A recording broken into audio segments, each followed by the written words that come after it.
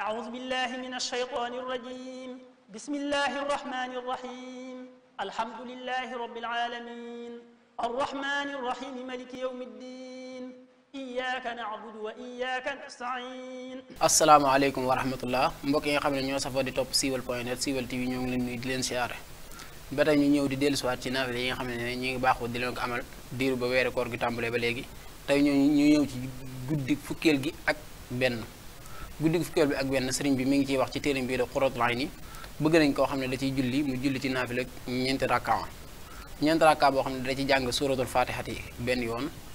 inna anzalnahu fi laylatil qadri muy suratul qadri juróom-ñaari yoon ni ko noonu suratul kafiruna juróom-ñaari yoon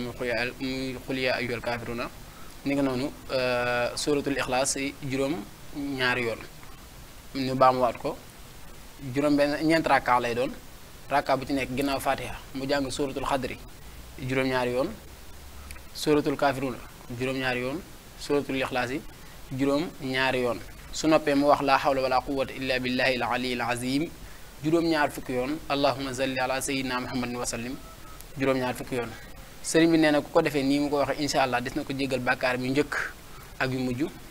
te des na ko bindal ci bépp aaya boo xam ne jàng na ko ci biir julli gi tuyaabay jaam yàlla ak am at te dana mel ni itam ku goreel junni yi jaam saraxe junni yi dinaar reggal junni yi ñu xiif waddu junni yi ñu rafle te lépp lu nekk ci kaw suuf lu wow wala tooy dana ko jéggalu suñu borom tabaaraka wa taala mu jéggal ko ay bàkkaaram te des na ko musal it ci bépp balaa ak fitna aku xiif aku ñàkk aku ràgg ak saddum jinne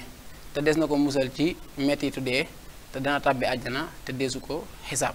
kon muy julli goo xam ne gu bëri ay ngëneel la di guddi fukkeel gi ak benn ñaan suñu borom mu dajal leen ci ak li nga xam ne moom lañ ci diggee te man rek tawfeex ak tayseer ñu leen jox dig daje ba suba ak jàmm insha allahu taala.